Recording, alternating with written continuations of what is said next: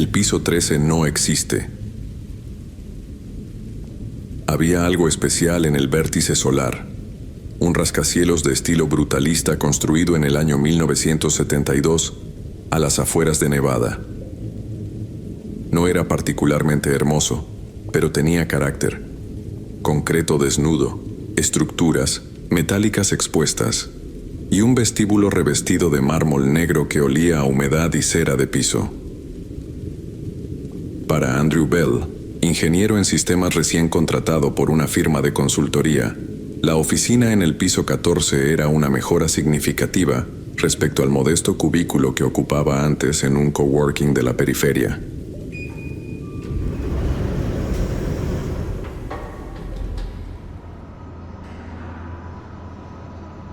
El día de la firma del contrato, mientras recorría el edificio con su nuevo supervisor, notó algo peculiar.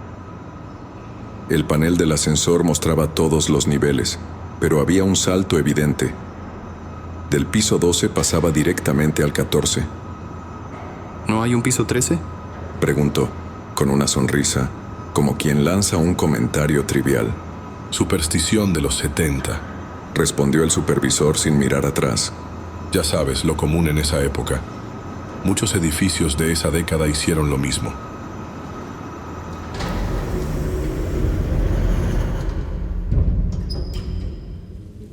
Pero lo que Andrew notó fue otra cosa.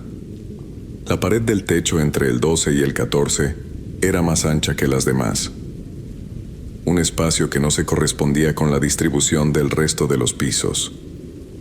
No dijo nada. Guardó la observación en su cabeza, como quien apunta un detalle en una libreta, invisible, y continuaron con el recorrido. Las primeras semanas fueron normales. La empresa le daba libertad para trabajar de noche, cuando el silencio ayudaba a concentrarse. A veces, era el último en salir del edificio. En esas madrugadas comenzó a notar cosas pequeñas.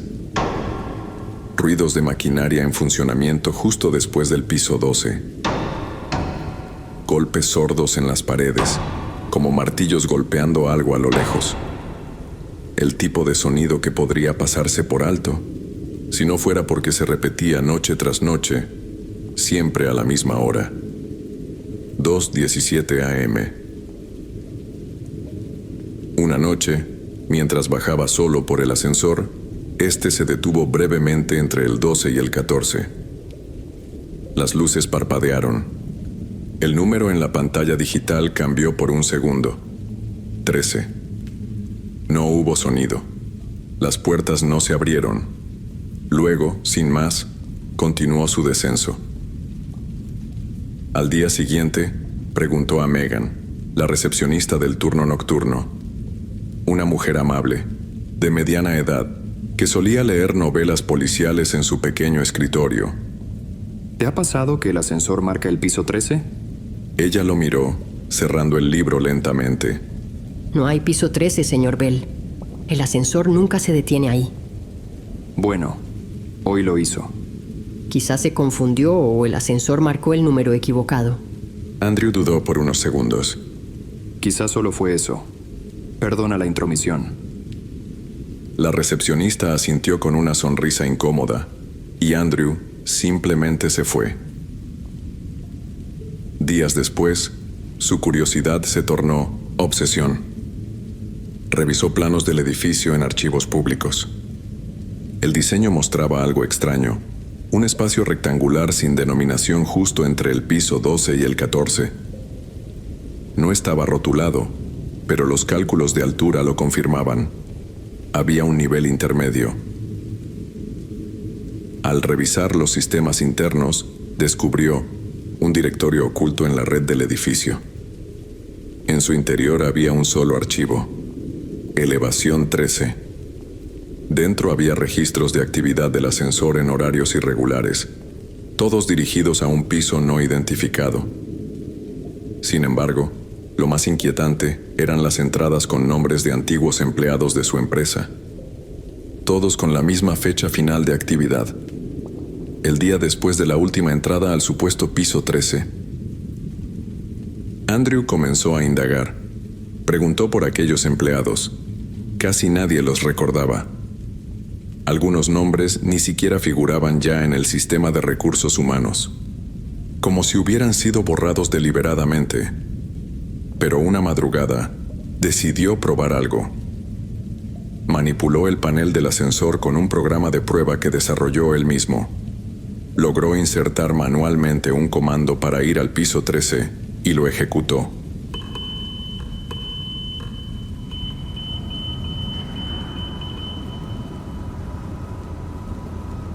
El ascensor comenzó a moverse.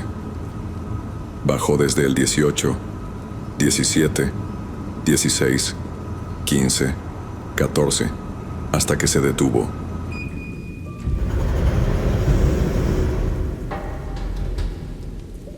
La pantalla no mostró ningún número. El botón de abrir puertas parpadeó una vez y luego se abrió. Delante de él había un pasillo cubierto por placas acústicas viejas, algunas colgando del techo. El suelo estaba cubierto de polvo, pero no era un polvo común. Era denso, grisáceo, como ceniza. Las luces eran fluorescentes de un tono azulado, parpadeantes. Las oficinas a los lados estaban vacías, sin muebles, pero no abandonadas. Había restos recientes, como una taza con café seco, una laptop sin polvo, una silla giratoria con las ruedas marcando una línea en el suelo. No se detuvo a observar por mucho tiempo y avanzó. En una de las oficinas encontró una pizarra blanca con fórmulas incompletas y un nombre escrito en rojo: Bradley Norris. Recordó entonces que aquel nombre lo había visto en uno de los archivos borrados. En otra sala había una cámara de seguridad colgando, apuntando directo a la entrada, encendida, con una pequeña luz roja intermitente. De pronto sintió algo en el estómago, como si lo estuvieran mirando desde todos los ángulos, así que se volvió sobre sus pasos y se dio cuenta de que el ascensor seguía abierto. No lo dudó ni un segundo y entró. Presionó el botón para el vestíbulo, pero el ascensor no se movió. Los números en la pantalla comenzaron a moverse en secuencia descendente. 12, 11, 10. Pero el ascensor no bajaba físicamente. Solo las luces y los sonidos cambiaban. Era como estar en una simulación. Y cuando la secuencia de conteo llegó al piso 0, en la pantalla final apareció un mensaje en letras blancas que decía: "Te hemos grabado".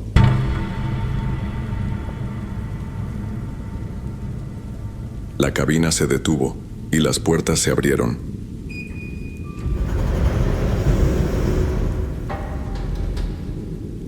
Por más sorprendente que fuera, se dio cuenta de que estaba nuevamente en el piso 14. Pero no era igual. Las luces del pasillo eran más débiles. Las oficinas estaban cerradas. El reloj marcaba las 9:26 a.m., pero el ambiente seguía con la oscuridad de la madrugada. No había nadie. Tomando nuevamente el ascensor, bajó al piso 0. Esta vez el ascensor sí había cumplido con su trabajo y salió del edificio. Nadie lo miraba en la recepción. Megan ya no estaba. Tampoco vio a ninguno de sus compañeros paseando por los pasillos. Y cuando les envió un mensaje de texto, nadie respondió. Tampoco su supervisor. Salió a la calle y con horror se dio cuenta de que era el único. Las calles estaban vacías. Las casas, negocios, restaurantes y demás lugares estaban completamente en silencio. Era el único en la ciudad.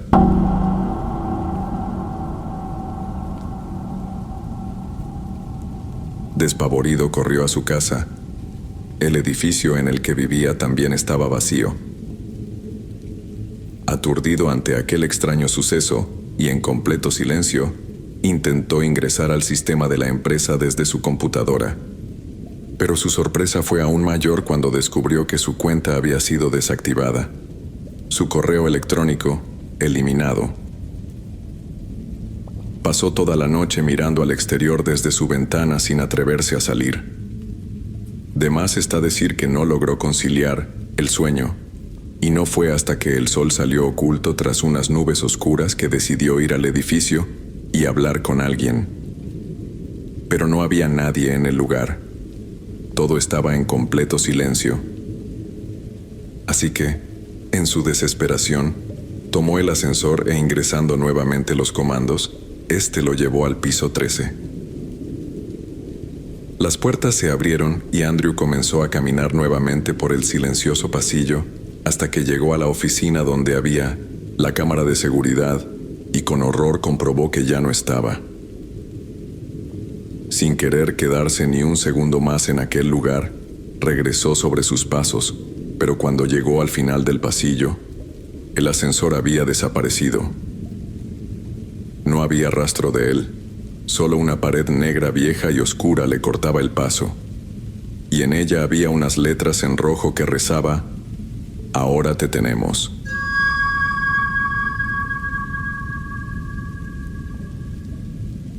De pronto, Andrew escuchó un sonido atronador que venía desde las calles, y aun con un profundo terror carcomiéndole el alma, se acercó a una de las ventanas en la oficina más cercana. No había calles, no había edificios, no había nubes, ni cielo. No había nada.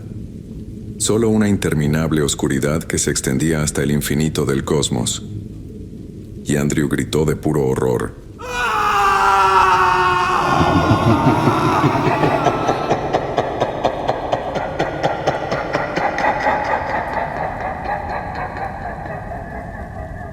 Un grito que fue eclipsado por una risa siniestra que surgió del Averno, del lugar de donde jamás saldría y volvería a ver la luz del sol.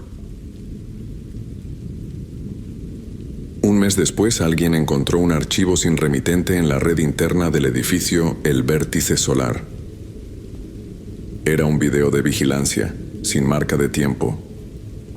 En él se veía una figura sola, de espaldas, caminando por un pasillo sin identificar, con luces azules parpadeando. El número en la esquina del video decía: Nivel 13, Vigilancia. El rostro del hombre nunca se mostró, pero en la base de datos del sistema, el video fue almacenado bajo un nombre automático, como lo hacían con las grabaciones de rutina: Andrew Bell.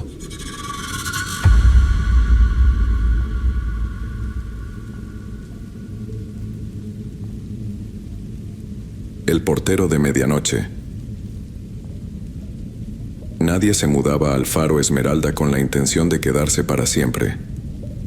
Era un edificio viejo, construido a mediados de los 60, con una fachada de ladrillo rojo oscuro y balcones angostos, que se oxidaban con la lluvia.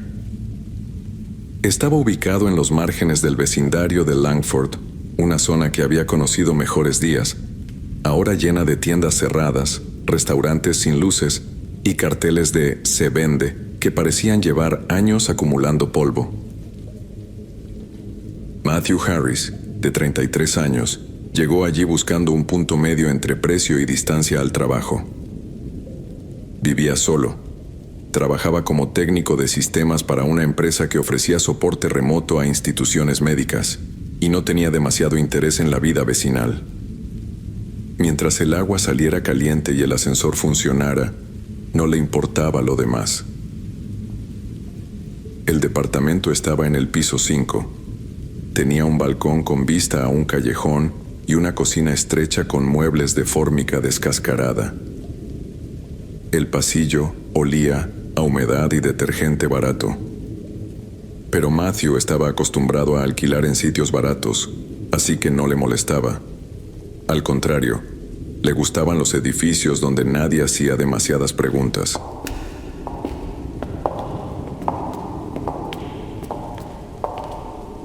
¿Y bien? ¿Qué le parece la habitación? Es muy anticuada, típico de un edificio de los años 60, pero me gusta. Si le parece, podría mandar a alguien para que... No hace falta, señor Ben. Me gusta tal cual como está. Pues bien, No se hable más. Aquí tiene las llaves. No olvide que ante cualquier inquietud o problema puede comunicarse conmigo, que estaré encantado de ayudarle en lo que requiera. Es muy amable de su parte. Para eso estamos. Bueno, que disfrute su estadía, señor Harris.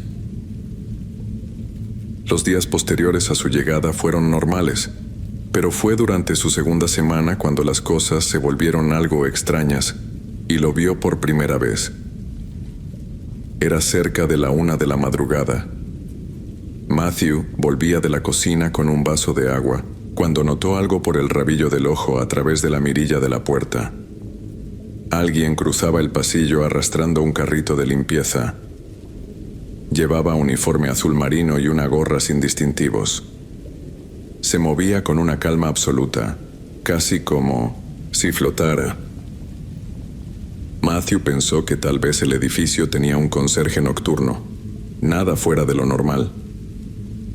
Pero al día siguiente, en la recepción, mencionó casualmente el tema a la señorita Ainsworth, la encargada del edificio. ¿Un conserje nocturno? Repitió ella extrañada. No, claro que no. El señor Levine limpia durante la mañana. No tenemos personal después de las 6. ¿Está segura de eso? Absolutamente. De haber contratado algún conserje nocturno, el señor Ben me lo habría comunicado. Matthew no insistió. Pensó que tal vez había visto mal, pero esa misma noche volvió a verlo. Pasaba a la misma hora, con el mismo carrito. Nunca hacía ruido. Nunca golpeaba puertas ni hablaba. Siempre avanzaba por el pasillo sin mirar hacia los lados. Cuando Matthew se asomó brevemente, el hombre ya había doblado la esquina. El ascensor no había sonado. Las luces no parpadeaban. Todo permanecía en un silencio clínico. Los días pasaron. Matthew comenzó a observarlo cada noche, a veces desde la mirilla, otras desde la endija de la cortina del balcón, si lo veía cruzar hacia otro piso. El hombre parecía recorrer todos los niveles del edificio, siempre a la misma hora, siempre con el mismo uniforme y el mismo ritmo exacto de pasos. Nunca lo vio limpiar, solo caminar. Hasta que una noche decidió esperarlo en el pasillo. Se sentó en el suelo frente a su puerta con una taza de café. Miraba el reloj continuamente. 12:56. 12:59. La tensión era absurda, pero sentía que algo no encajaba. Y cuando el reloj marcó la 1:03, lo escuchó.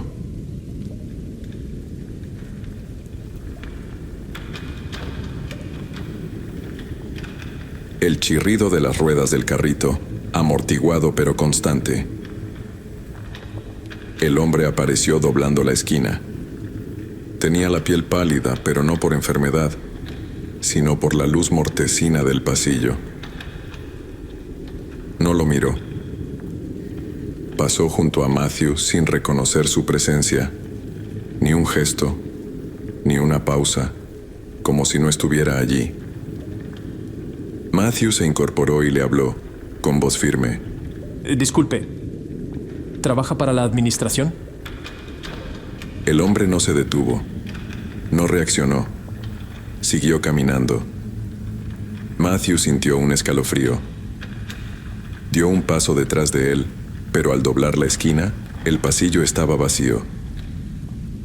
No había ningún carrito, ningún conserje.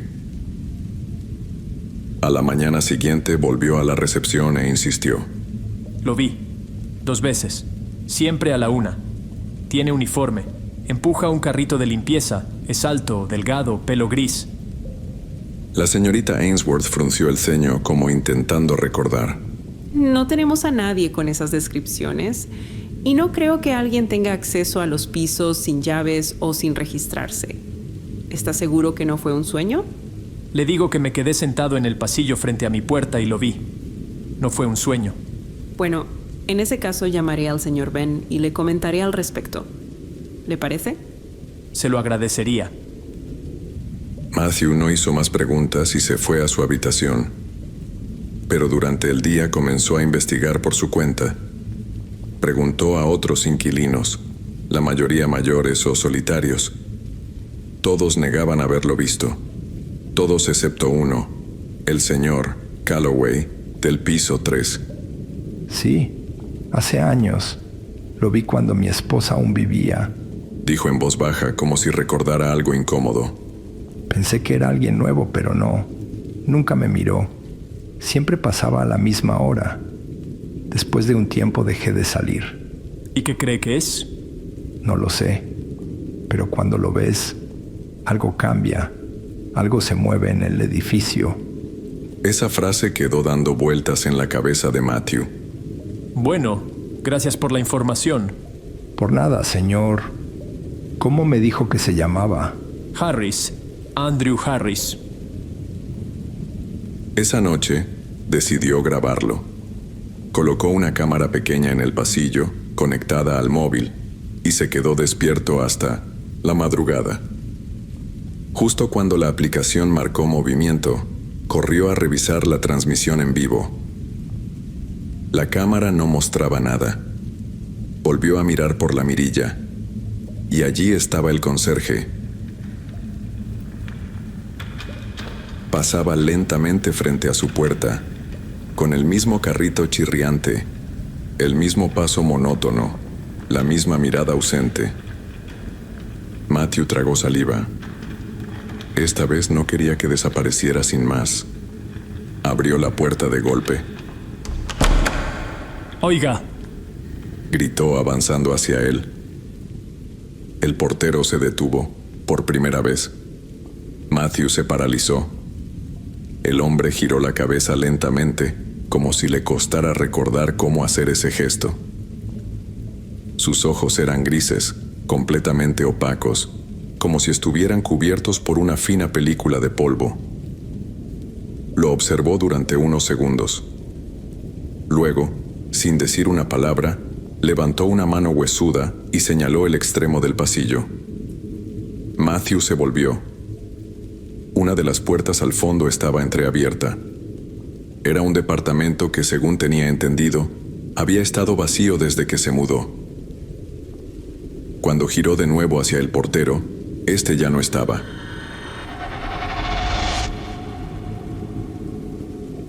El carrito tampoco. Solo quedaba un rastro de humedad en el suelo, como si alguien hubiese dejado marcas con botas mojadas. Pero no había llovido. Matthew caminó hasta la puerta entreabierta. La empujó con cuidado. El interior estaba a oscuras, pero una tenue luz verdosa, como la del fondo de una pecera vieja, salía de una rendija bajo la puerta del dormitorio. Hola. Dijo, con la voz quebrada. No hubo respuesta. Avanzó, y lo que vio lo dejó sin aliento. Era una habitación idéntica a la suya. Mismos muebles, misma disposición, pero todo estaba cubierto por una capa de polvo espeso. En el centro había una silla, y en la silla, una caja metálica con una etiqueta que decía «Recepción, turno noche». Matthew la abrió.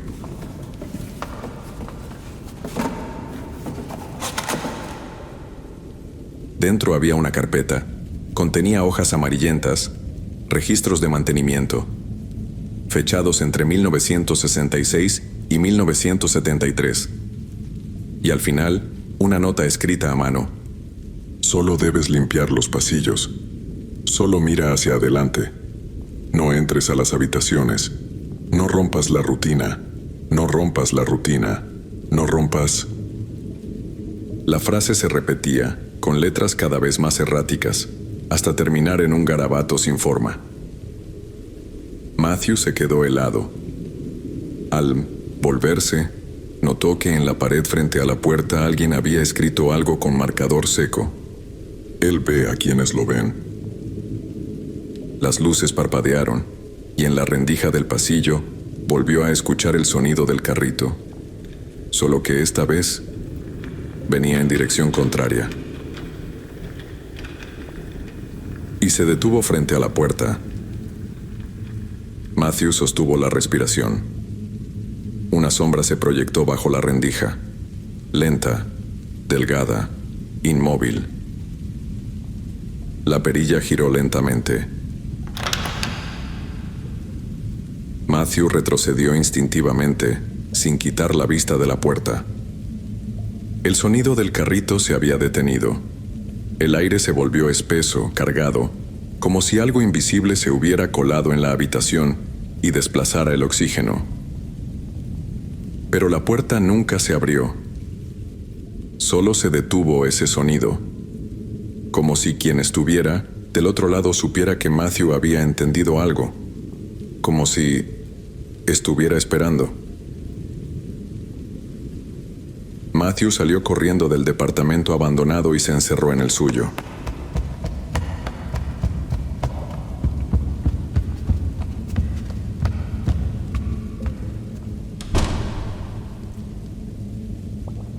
Pasó el resto de la noche despierto, mirando fijamente la puerta, sin animarse a dormir. Los días siguientes, algo cambió. Los pasillos del edificio se veían más limpios, las paredes menos manchadas. Incluso el ascensor, que solía temblar, funcionaba sin chirridos. Pero no era solo eso. Matthew comenzó a ver cosas, sombras en los reflejos, puertas que se cerraban solas, voces apagadas al otro lado de la pared cuando no había nadie registrado en los departamentos contiguos. Intentó buscar al señor Ben, pero ya no estaba. La señorita Ainsworth tampoco. En su lugar encontró un cartel en recepción clavado con tachuelas viejas. Por cualquier consulta, diríjase al nuevo encargado. Piso 5. Era su piso. Era su departamento. Volvió a buscar al señor Calloway, pero no recordaba haberle contado nada. Ni siquiera parecía reconocerlo. El viejo lo miró con ojos vidriosos y solo dijo: Sea lo que sea, ya lo ha visto. Ahora usted le pertenece. Matthew comenzó a evitar los espejos, pero cada noche exactamente a la 1 sentía el mismo cosquilleo en la nuca. Sabía que pasaba por el pasillo. Ya no lo miraba, pero lo sabía. Y aún así, sentía que alguien lo observaba desde dentro de su propio reflejo. No en el espejo, en el vidrio de la ventana, en la pantalla del televisor apagado, en la parte metálica del microondas. Como si en cada superficie que pudiera devolverle la mirada, el portero, o aquello que lo había sido, estuviera esperando. Una madrugada no soportó más. Se paró frente a la puerta. Esperó. Y cuando sintió el chirrido del carrito, no se movió.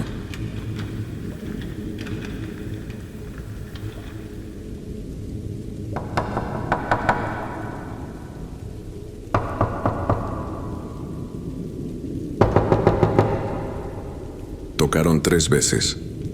Golpes secos, medidos. Matthew abrió. Del otro lado no había nadie.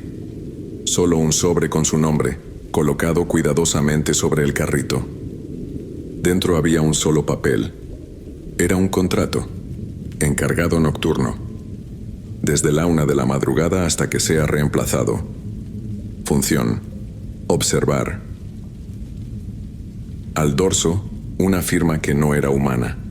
Una espiral de tinta negra que se retorcía en un símbolo imposible, como si fuera un ojo que nunca duerme. Y justo entonces Matthew lo comprendió. El edificio necesitaba ser visto para seguir existiendo. El portero no era un fantasma ni una alucinación. Era una presencia que vigilaba porque alguien debía hacerlo. Un testigo. Un canal. Si nadie lo observaba, la estructura colapsaría sobre sí misma. Como si el edificio fuera una herida en la realidad. Una grieta que debía mantenerse abierta con la mirada. Y ahora, él era parte de esa grieta. Esa noche, a la 1 en punto, Matthew salió al pasillo. Empujó el carrito en silencio. No miró hacia los lados, solo caminó, observando. Y detrás de cada puerta, de cada ojo tras la mirilla, algo se mantenía respirando.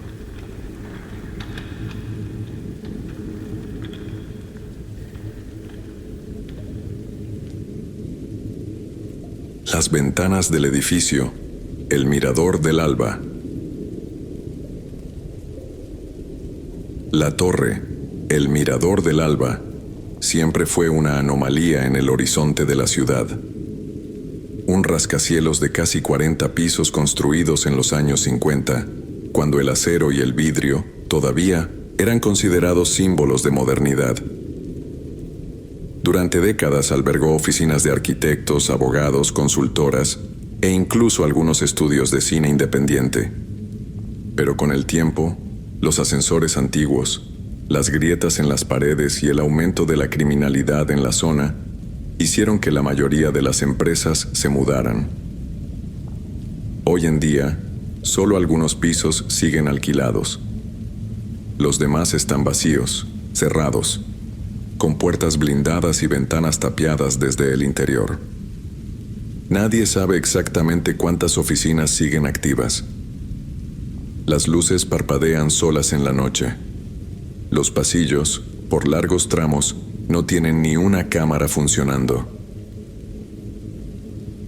Douglas Vance, periodista de investigación, llevaba meses trabajando en un reportaje sobre propiedades abandonadas que las grandes constructoras compraban para especular con el mercado inmobiliario.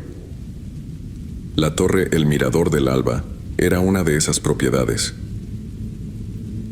A pesar de que en teoría estaba vendida, no había movimientos de remodelación, ni trabajadores, ni licencias de obra. Solo silencio y polvo. Alquiló por un mes un estudio legal, ficticio en el piso 28 con credenciales falsas. No era la primera vez que usaba ese método. Lo que sí fue nuevo fue la sensación constante de ser observado desde el primer momento en que pisó el edificio. El lobby estaba desierto, salvo por un guardia que apenas levantaba la vista del monitor. El ascensor era lento y rechinaba al llegar a cada piso. Las puertas tardaban en cerrarse, como si algo las retuviera. Durante los primeros días, Douglas se limitó a observar, tomar notas, revisar los planos municipales del edificio y registrar nombres de empresas que supuestamente operaban allí. Lo extraño fue que casi todas parecían inexistentes. Sitios web vacíos, líneas telefónicas que no contestaban, direcciones que coincidían con oficinas sin señales de uso. La primera vez que lo notó fue una tarde, cerca de las 7. Mientras tomaba café frente a la ventana de su oficina, reparó en algo que no había percibido antes. En toda la fachada del edificio, casi todas las ventanas estaban cubiertas desde adentro con cartón, madera o incluso cemento. Todas, menos una. A unas 3 o 4 plantas por encima de su oficina, en un rincón del ala este, en el edificio contiguo, una ventana permanecía completamente despejada, sin cortinas, sin persianas, y una figura estaba allí, de pie, apenas visible entre las sombras. No hacía nada, solo parecía observar hacia la calle. Douglas tomó una foto con su celular, pero la imagen salió borrosa. Entonces se dirigió al edificio y subió al piso 32 para averiguar. Al llegar encontró el pasillo desierto y las luces apagadas. Forzó la cerradura de una oficina vacía que, según los planos, debía corresponder con la ubicación de la ventana. Pero al entrar se encontró con un muro de ladrillos donde debía estar el ventanal. No había acceso, no había vidrio, nada. Volvió al piso 28 y esperó. A las 7:23 exactas, la figura volvió a aparecer.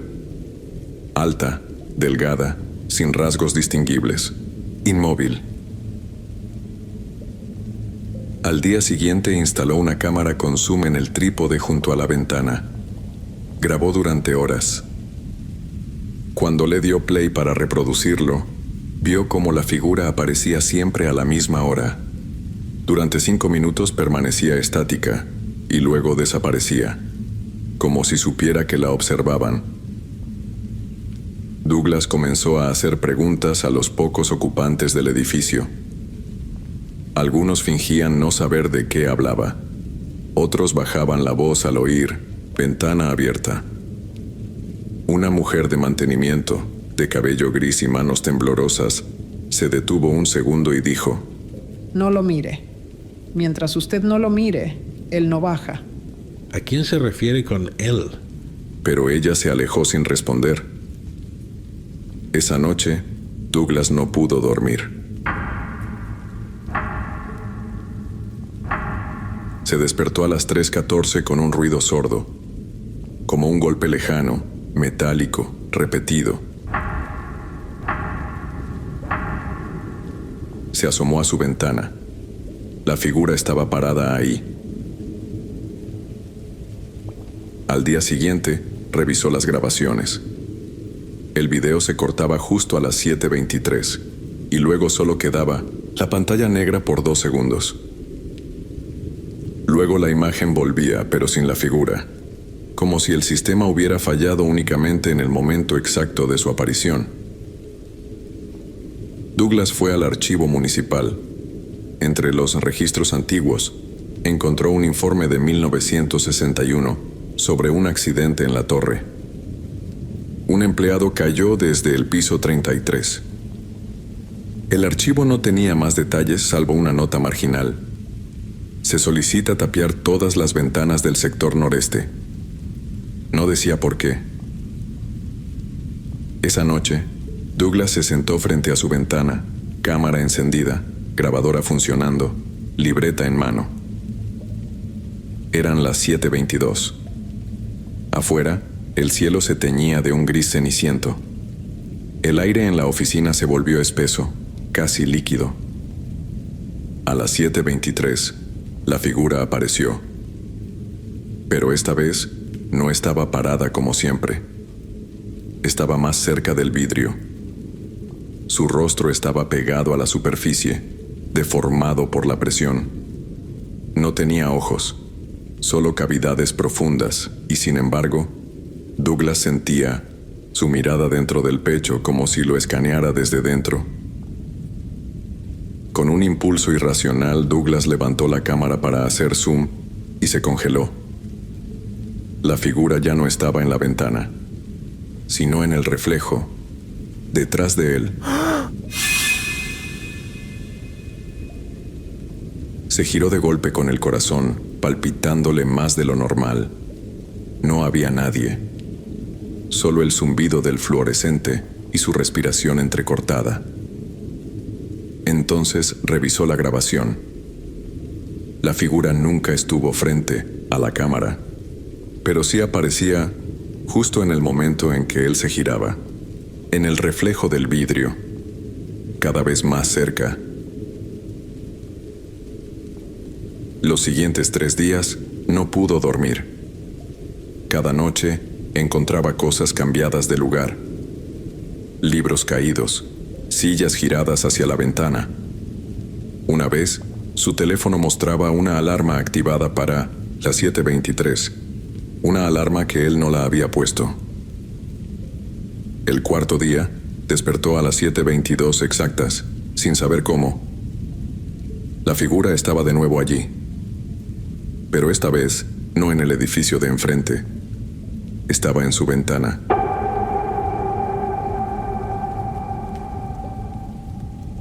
Desde adentro, su rostro contra el vidrio, su respiración empañándolo, su mano levantada, con la palma pegada al mismo lugar donde Douglas, en el primer día, apoyó la suya. Douglas gritó. corrió, abandonó todo. Un mes después, el nuevo inquilino presentó una queja al arrendador. Perdón, pero hay algo extraño. Cada tarde, a las 7:23, alguien me observa desde adentro de la ventana. Desde afuera, querrá decir. No, señor, desde adentro. Pero lo más raro es que, cuando me acerco, la silueta me imita. Cada vez que miro ese hombre, imita exactamente lo que yo hago. Si levanto la mano, él la levanta. Si doy un paso atrás, él lo da también. Siempre me copia. Pero hay un problema. ¿Cuál? Yo no estoy en la oficina a esa hora. El arrendador, confundido, preguntó desde dónde lo veía entonces. Desde la calle o desde la cafetería de enfrente, lo observo a través del ventanal y lo que veo es mi oficina. Pero dentro hay alguien que se mueve como yo, alguien que me imita perfectamente, como si ya hubiera estado allí antes, como si supiera que en algún momento voy a volver y entonces me va a estar esperando.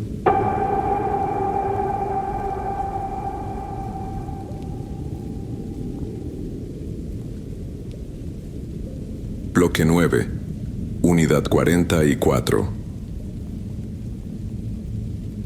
El complejo residencial Riverside Grove fue construido en 1988 como parte de un ambicioso proyecto de vivienda en las afueras de Minneapolis. Era una serie de edificios de hormigón gris, numerados del 1 al 12, organizados alrededor de patios comunes y corredores de acceso peatonal. Durante los primeros años funcionó bien.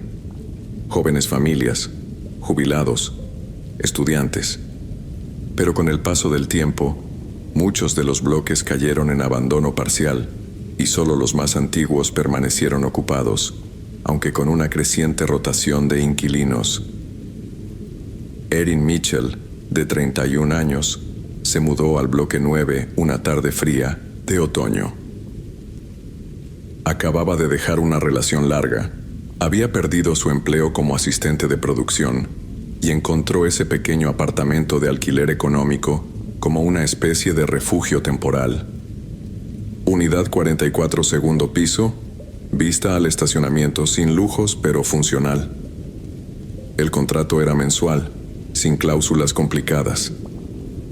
La casera, una mujer llamada Janet, le entregó las llaves sin siquiera subir a revisar el estado del lugar. Los primeros días vas a escuchar ruidos raros, dijo, con una sonrisa tensa. pero no te preocupes, este edificio es viejo. Erin no preguntó más. Estaba cansada. Lo que necesitaba era silencio y espacio. Durante los primeros días, notó algunas cosas extrañas, pero nada demasiado perturbador. La unidad parecía más grande de lo que se veía desde afuera. El pasillo de entrada tenía una ligera inclinación hacia la derecha. Las ventanas eran algo más altas que en las otras unidades, pero lo que más llamó su atención fue la puerta del armario junto al dormitorio. Era más profunda de lo esperado, tanto que al entrar con una linterna para organizar sus cajas, sintió que caminaba por un pequeño túnel en penumbra. Las noches eran silenciosas, salvo por los crujidos. Veces venían del piso superior, aunque en teoría no había unidad sobre la suya. Otras veces, del interior de las paredes, como si algo se desplazara lentamente. Una madrugada, despertó y encontró una marca en el suelo del pasillo. 2 líneas paralelas, como si un mueble pesado hubiera sido arrastrado. Pero ella no había movido nada. Las marcas llevaban desde la puerta principal hasta el baño, así que la revisó, pero todo estaba aparentemente en orden. Semanas después, Erin comenzó a perder la noción del tiempo dentro del apartamento. Se levantaba para preparar café y al mirar el reloj, habían pasado 2 horas. A veces, escuchaba la televisión encendida en la sala cuando estaba segura de haberla apagado. O los espejos se empañaban sin motivo, incluso con la calefacción apagada. Pero una noche, mientras hablaba por videollamada con su hermana, notó que la pared detrás de ella tenía una pequeña grieta que descendía desde el techo. Al día siguiente la grieta ya no estaba, pero en su lugar había una especie de textura ondulada en la pintura, como si la pared hubiera sido reparada y la masilla estuviera aún fresca. Tocó con la mano, tibia, demasiado tibia para una pared interior. Las cosas se intensificaron una tarde cuando encontró una puerta que no recordaba en el pasillo que conectaba la cocina con el baño. Una puerta blanca, lisa, sin pomo, pero con una leve rendija vertical. Pensó que era un error, una alucinación, que quizá estaba confundida por el cansancio. Al intentar empujarla, sintió una leve resistencia, como si algo del otro lado también presionara. Al día siguiente, la puerta ya no estaba. El pasillo era continuo, sin interrupciones. Erin comenzó a registrar sus días en una libreta. Anotaba cosas pequeñas, qué había hecho, qué objetos había movido, si la mesa estaba orientada de una forma o de otra. Y pronto descubrió un patrón. Cada 3 noches, el apartamento cambiaba ligeramente de configuración. A veces las distancias entre los muebles no coincidían. O una lámpara colgaba unos centímetros más baja, o las puertas se abrían hacia el lado contrario al habitual. Intentó grabarlo, así que instaló una cámara en el salón. Al día siguiente, al revisar las grabaciones, descubrió que, entre las 3:14 y las 3:19 de la madrugada, la cámara se apagaba. En todos los registros. Un lapso de 5 minutos borrado, constantemente. Lo único que quedaba era una interferencia leve, acompañada de un sonido como una respiración lejana. Buscó en foros de internet. No encontró nada sobre la unidad 44, pero al buscar por el bloque 9, halló un hilo cerrado en una red olvidada. Un usuario anónimo había escrito: En la 44 el espacio no es constante. Las paredes respiran. Si lo notas, ya es tarde. Esa noche, no recordó a qué hora se quedó dormida, ni tampoco recordaba a qué hora despertó. La habitación estaba en silencio, pero algo era distinto. El suelo vibraba apenas, como si en las entrañas del edificio algo palpitara. Se incorporó con lentitud. El aire estaba denso, cargado de un olor a humedad antigua y a hierro oxidado. La pared junto al armario parecía distinta. Tenía una textura abultada, casi carnosa. La pintura se había cuarteado, revelando una superficie tibia y levemente húmeda, como piel mal curada. Cuando apoyó los dedos sobre ella, ésta latió suavemente bajo su mano. Entonces vio que la puerta del armario estaba completamente abierta, pero ya no daba a un espacio reducido con perchas y cajas. Se había convertido en un túnel oscuro, recubierto por una sustancia brillante y pulsante, como si las paredes fueran parte de un organismo vivo. El aire que salía del interior era más frío, pero no como el de un sótano. Era un frío sin atmósfera, un aliento de vacío que le erizaba la nuca. Erin retrocedió, pero todo el apartamento parecía haber cambiado. La sala era más grande, las esquinas estaban estiradas, los muebles más distantes entre sí. Las lámparas colgaban más bajo. Miró por la ventana. No había ciudad, ni árboles, ni cielo. Solo una niebla oscura, densa, cruzada por destellos rojizos que se desplazaban lentamente como médulas flotando. Intentó abrir la puerta principal. El picaporte no se movía. Era como si hubiera sido fundido con la madera. Las ventanas también estaban selladas con un material gomoso, negro, palpitante. Corrió hacia la cocina. El pasillo se alargaba con cada paso. Contó 14 cuando normalmente eran 8. Al volver la vista hacia el armario, ya no parecía un simple pasaje. Había formas al fondo, flotando, alargadas, translúcidas. Algunas tenían extremidades, otras, rostros humanos deformados. La luz en el interior del túnel era azulada, orgánica, como la de ciertos peces de las profundidades. No provenía de ninguna fuente visible, emanaba de las paredes mismas. Entonces, algo cambió en el baño. Una nueva puerta había aparecido, lisa, blanca, sin pomo. Se abrió sin hacer ruido. Detrás otra habitación, idéntica a la suya. En su interior, una mujer sentada. Era ella misma, pero más delgada, pálida, con los ojos hundidos, los labios secos. Parecía llevar días, o quizás semanas sin moverse. Cuando Erin la miró, la otra levantó apenas el rostro. Su boca se movía sin emitir sonido, como si repitiera una frase una y otra vez en bucle, encerrada en un pensamiento del que no podía escapar. Erin retrocedió, pero el pasillo no terminaba. Cada paso hacia atrás lo extendía. Ya no estaba en el apartamento. Estaba entre versiones de sí misma. Caminaba por capas superpuestas de su realidad, como había descubierto. El departamento no cambiaba. Se duplicaba, se ramificaba. Una dimensión dentro de otra. Miró hacia el armario. Algo se movía dentro. Lo sabía. No lo veía, pero lo sentía.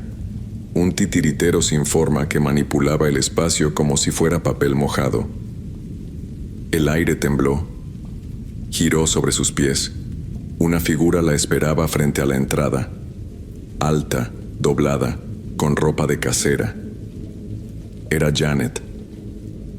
Pero su rostro estaba distorsionado, alargado hacia abajo, como si una mano invisible lo tirara desde el interior del cráneo. Ya no perteneces a este lugar, dijo Janet con voz amortiguada. O quizás no lo dijo. Quizás la voz venía desde dentro de las paredes.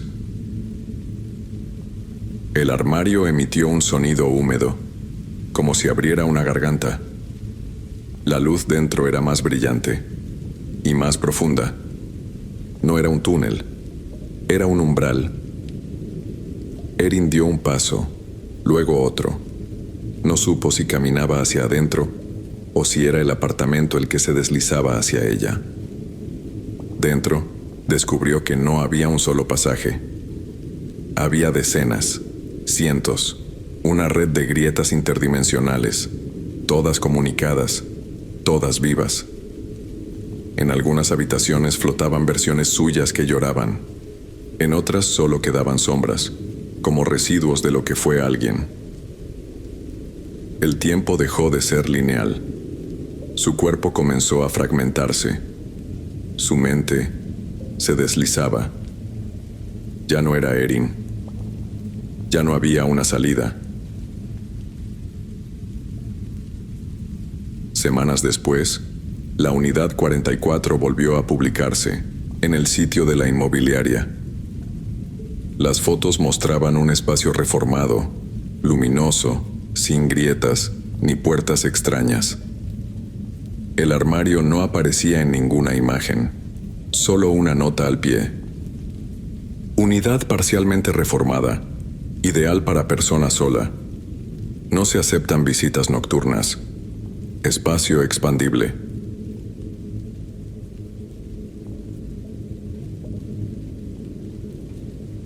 La arquitectura de la locura. Jonathan Reed tenía 39 años cuando su estudio ganó el concurso para diseñar el nuevo centro de investigación del estado de Vermont. No era un arquitecto famoso, pero su enfoque minimalista, de líneas, sobrias y geometrías fluidas, había comenzado a llamar la atención en los círculos académicos. El proyecto era ambicioso, un centro multidisciplinario de investigación científica, financiado por un consorcio privado con escasa exposición mediática. Nadie sabía con exactitud qué se investigaría allí, solo que debía ser aislado, funcional y capaz de albergar a 50 personas de forma permanente. El terreno elegido se encontraba en las afueras de Montpellier, rodeado de bosques densos y colinas bajas. Una carretera secundaria llegaba hasta la entrada. Ni una casa en 10 kilómetros a la redonda. Cuando Jonathan recibió los requisitos técnicos, algo lo desconcertó. No venían del gobierno ni de un ente estatal. Venían directamente de una consultora llamada Bellwether Group, una empresa con sede en Delaware, sin rastro público más, allá de una página web vacía y un número de teléfono que solo derivaba llamadas. Los documentos incluían planos base, parámetros de altura, ángulos exactos de construcción, especificaciones numéricas extrañas. Por ejemplo, las escaleras entre niveles deben tener 13 peldaños por tramo, incluso si la altura requiere lo contrario. O las puertas interiores no deben estar alineadas entre sí bajo ninguna circunstancia. En varias páginas se repetía una frase sin explicación: evitar simetría, permitir tránsito de forma natural, sin rutas fijas. Jonathan, intrigado, lo tomó como un desafío conceptual y diseñó un edificio único, pasillos que curvaban levemente hacia un punto central que nunca se alcanzaba, habitaciones hexagonales, ventanas colocadas a alturas irregulares, techos que subían y bajaban sutilmente, creando una sensación de leve desnivel aunque el suelo fuera plano. Todo parecía diseñado para que el visitante nunca tuviera una orientación clara. Cuando presentó el modelo 3D, los representantes del consorcio solo dijeron: «Perfecto», y firmaron el contrato sin ninguna corrección. La construcción duró 15 meses. Jonathan la visitaba cada 2 semanas, supervisando los detalles más pequeños. Fue durante esas visitas que empezó a notar una sensación extraña al recorrer el edificio vacío. En algunas salas sentía mareos leves. En ciertos pasillos percibía que las voces se duplicaban con eco, incluso sin que hubiera superficies cercanas. Las luces proyectaban sombras en direcciones inconsistentes. Un día, un ingeniero le dijo: «Este lugar no parece terminado, no porque falte algo, sino porque no parece querer quedarse quieto».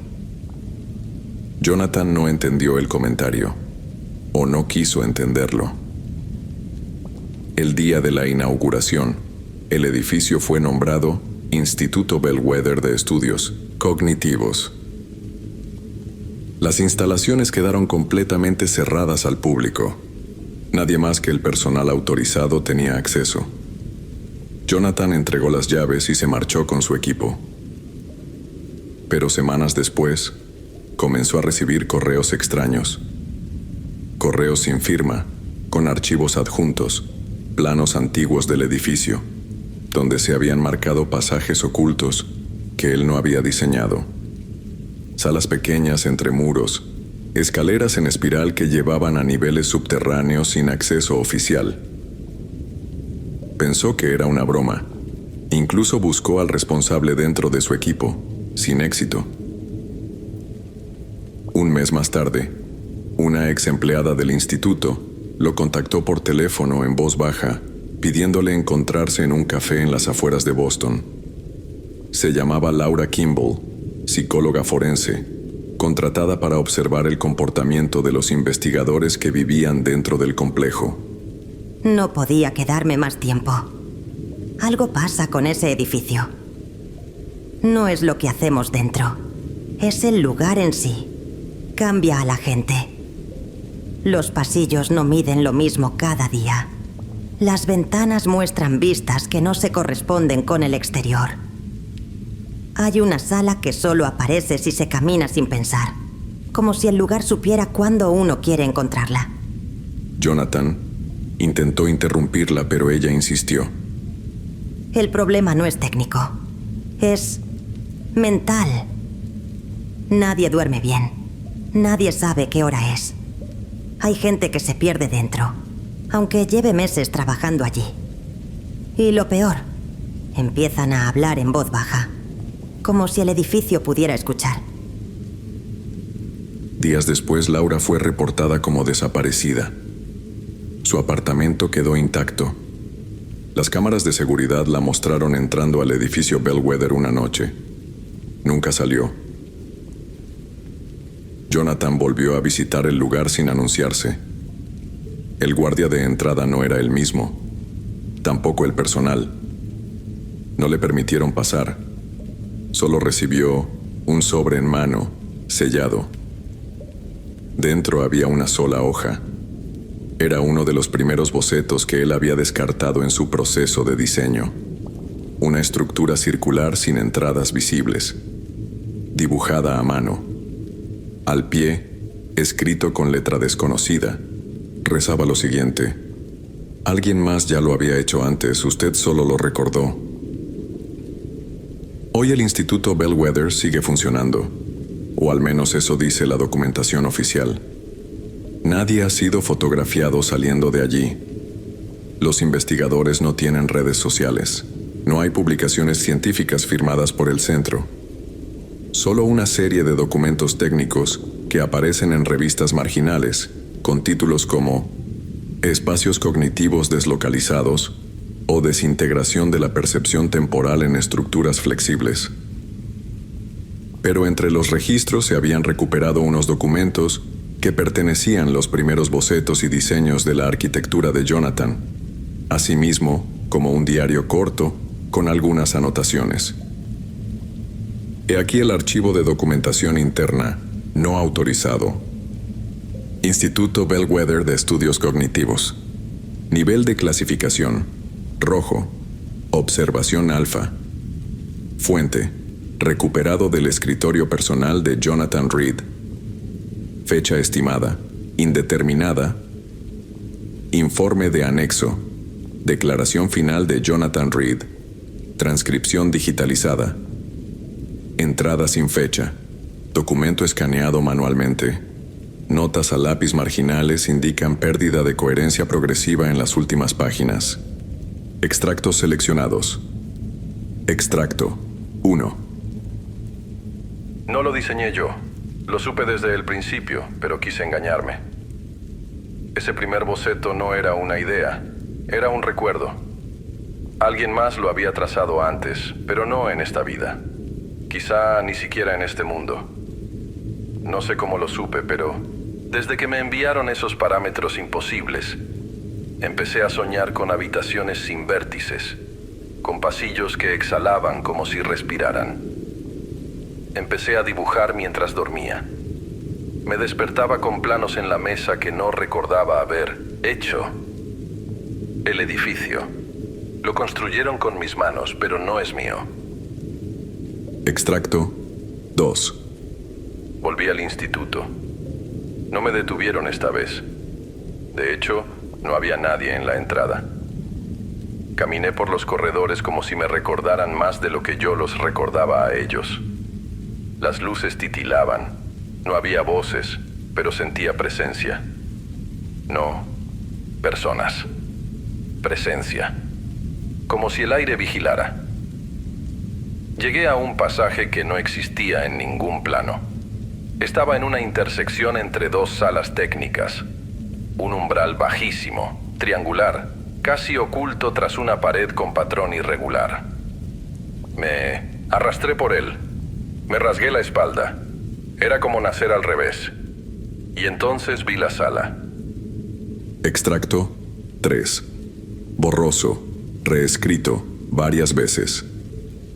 La sala no tenía dimensiones. O tal vez las tenía, pero no eran nuestras. Me arrodillé sin darme cuenta. No por reverencia, por pérdida de equilibrio. En el centro flotaba algo. No un objeto, no una criatura. Era una idea. Era geometría viva.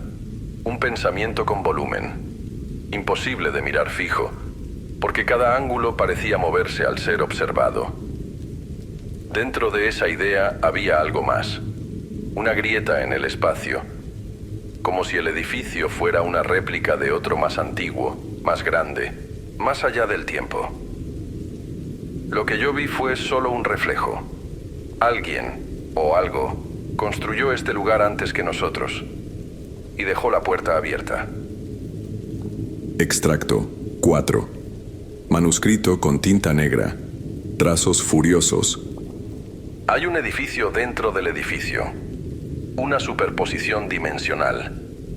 Cada plano que hice fue un eco. Una partitura dictada. Somos una nota en la canción de otra conciencia. Y esa conciencia ya despertó. Nota de archivo. Tras este último fragmento, el documento se interrumpe. Las siguientes páginas están vacías, excepto por una serie de símbolos repetidos, similares a patrones fractales o estructuras no euclidianas. El resto del texto fue tachado con fuerza violenta. Informe de investigación, fragmento confidencial. Observador externo, Departamento de Arquitectura Disruptiva. Tema: Reed, Jonathan. Estado mental: contacto extradimensional. Durante el análisis posterior, se identificó que el edificio presenta patrones de superposición geométrica no reconocibles por software CAD convencional. El modelo tridimensional original, al ser reinterpretado con parámetros de topología extradimensional, muestra una estructura anidada dentro de otra, como una muñeca rusa que no termina jamás. Hay un centro, o algo que finge ser un centro. Teoría provisional. El Instituto Bellwether no es un centro de investigación. Es un resonador psicoespacial que genera puntos de acceso a una red de lugares que no están en nuestro universo observable. La arquitectura fue la llave. Reed fue el catalizador. Última entrada. Acceso restringido. Aquí pueden observar un fotograma extraído del último video de seguridad antes del cierre completo del instituto. Observaciones finales. Hoy, el Instituto Bellwether sigue allí. Los planos ya no coinciden con los originales. Satélites muestran distorsiones leves en el área. Los árboles del bosque cercano crecen con curvaturas anómalas. Nadie ha entrado en meses, pero de noche a veces las luces del edificio parpadean solas, como si aún estuviera pensando.